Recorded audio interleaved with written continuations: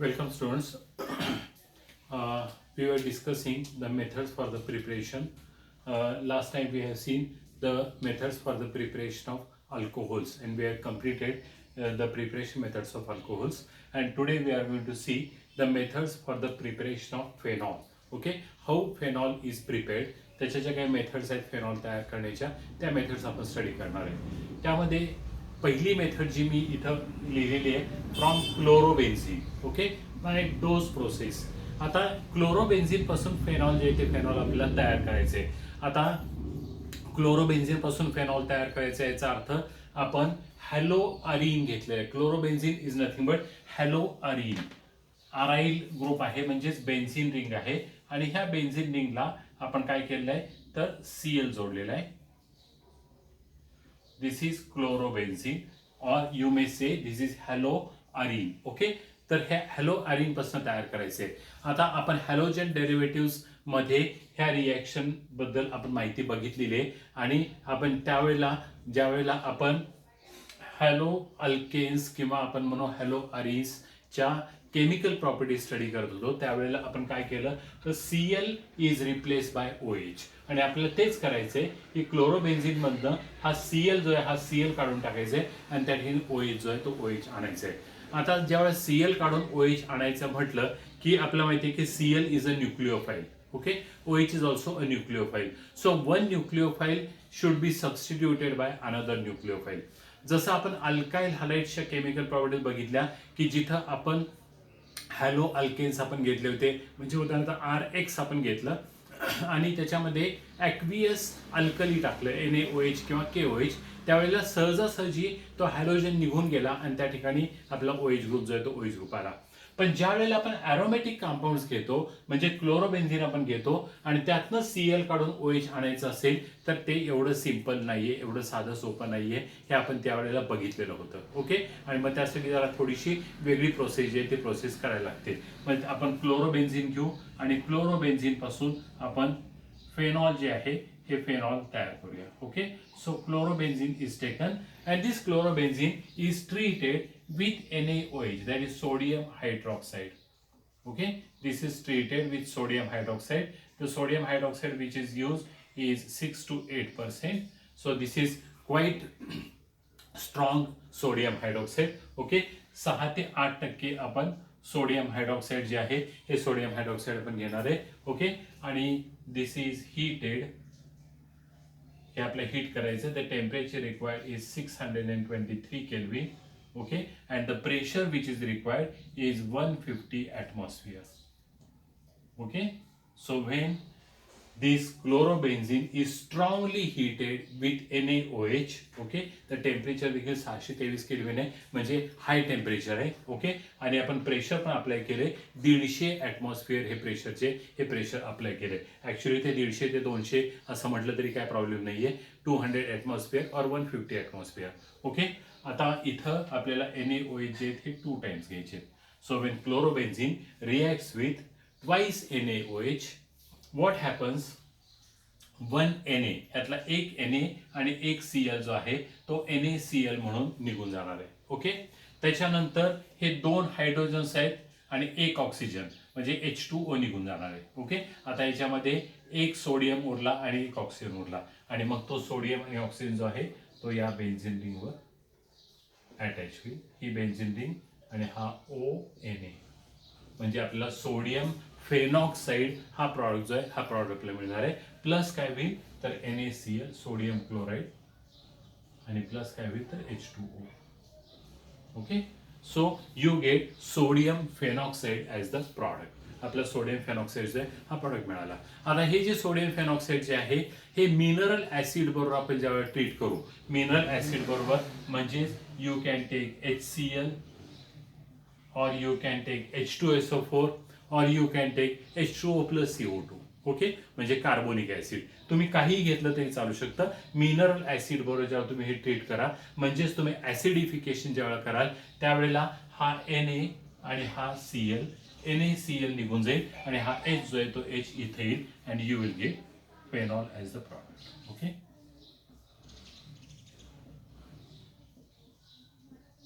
Plus NaCl. This is the first method for the preparation of phenol. याला आपण phenol म्हणूया, किंवा यालाच दुसरं नाव आहे carbolic acid. Okay, carbolic acid असं देखील त्याला म्हणतात. ओके, किंवा त्यालाच तुम्ही हायड्रॉक्सी बेन्झीन असं देखील म्हणू शकता.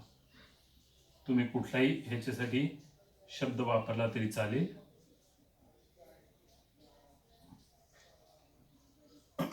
ओके, कार्बोलिक ऍसिड थोडंसं ऍसिडिक बिहेवियर दाखवतं, आपण बघणार आहे. थोडंसं ऍसिडिक बिहेवियर दाखवतं आणि म्हणून कार्बोलिक ऍसिड म्हटलंय. त्यालाच दुसरं नाव आहे फेनॉल. ओके, आणि तिसरं नाव आहे that is hydroxy benzene. Okay, हे आपल्याला प्रॉडक्ट जो आहे तो प्रॉडक्ट मिळाला. आणि ह्याला आपण म्हणतोय की डोस प्रोसेस.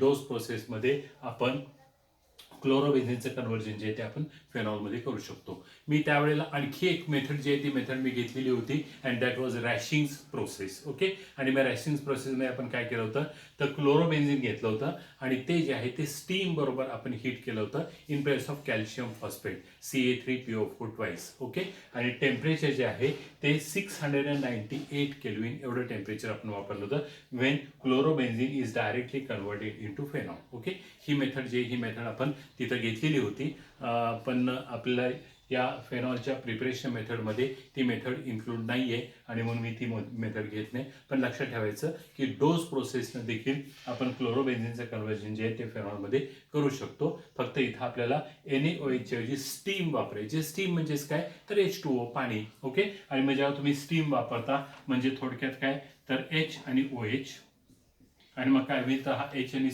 HCl निघून जाईल आणि OH जो आहे तो OH इथे येईल आणि प्रॉडक्ट जो आहे तो प्रॉडक्ट तुम्हाला मिळणार आहे. Okay, so this was about the first method for the preparation of phenol. ही पहिली मेथड आहे. आता मेथड नंबर 2, दुसरी मेथड आपण बघू.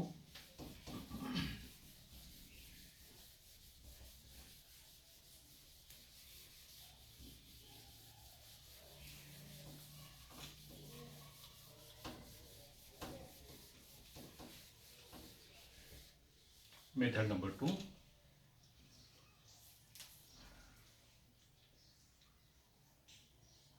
From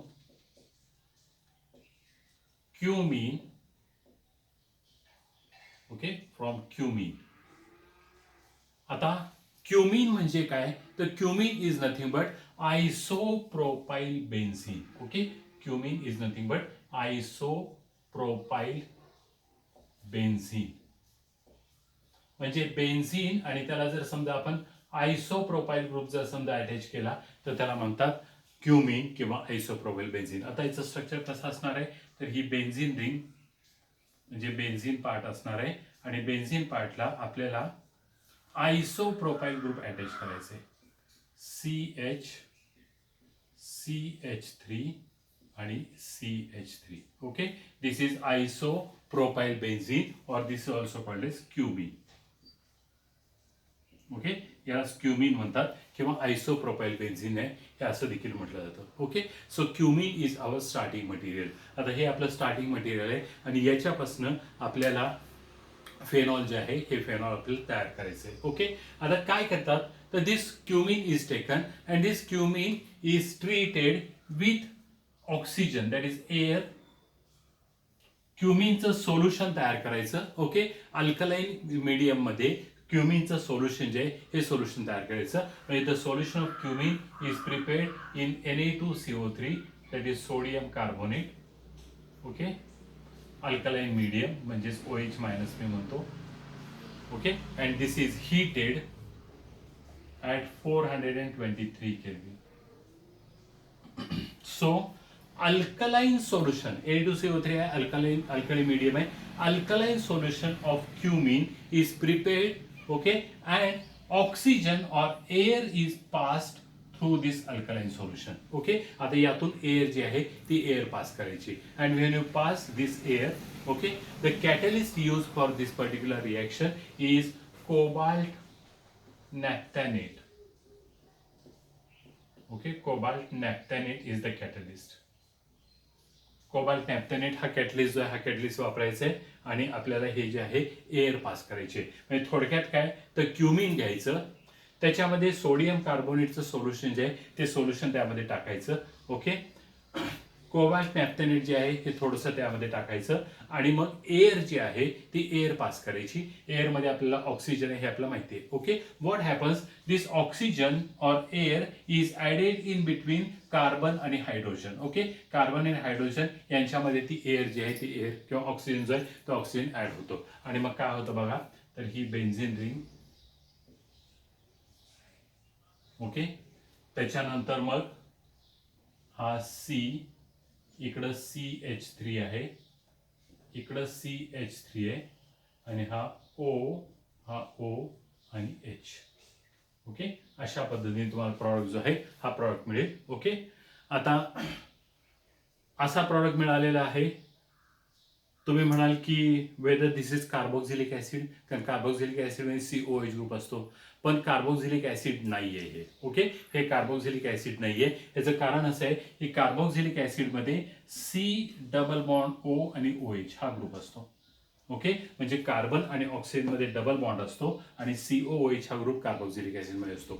इथं जर बघितलं तर तुम्ही तर C सिंगल बॉन्ड O परत सिंगल बॉन्ड O आणि H. ओके, असं झालेलं आहे. म्हणजे थोडक्यात काय, तर C आणि H मध्ये 2 ऑक्सिजन गेले, म्हणजे C आणि H मध्ये हे 2 ऑक्सिजन जे ते ऑक्सिजन गेले. ओके, बरं.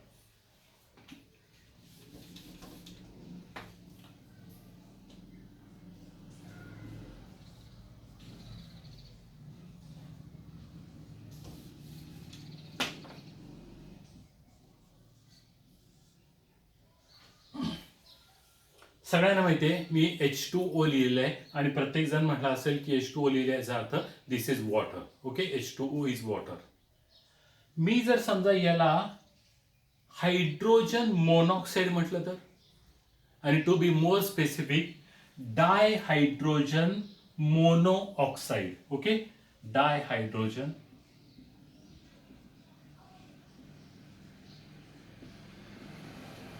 मोनो म्हणजे एक, डायहायड्रोजन मोनॉक्साईड. ओके, डाय म्हणजे दोन हायड्रोजन आहेत म्हणून डायहायड्रोजन आणि एक ऑक्सिजन आहे म्हणून मोनोऑक्साईड. ओके, डायहायड्रोजन मोनॉक्साईड असं म्हटलं तरी चालू शकेल. So H2O is nothing but dihydrogen monoxide. Okay, आता मी असं करतो, याच्यामध्ये एक ऑक्सिजन एक्स्ट्रा टाकतो. ओके, H2O2 एक ऑक्सिजन मी एक्स्ट्रा टाकला आणि जेव्हा एक्स्ट्रा ऑक्सिजन येतो त्यावेळेला त्याला शब्द जो आहे तो पर ऑक्साईड. पर म्हणजे एक्स्ट्रा. ओके, पर ऑक्साईड. मग पर ऑक्साईड म्हणजे एक्स्ट्रा ऑक्सिजन आणि हे कोणाचं आहे तर ऑक्साईड, तर ऑक्सिजनचं किंवा हायड्रोजनचं ऑक्साईड आहे आणि म्हणून दिस इज हायड्रोजन पेरॉक्साईड.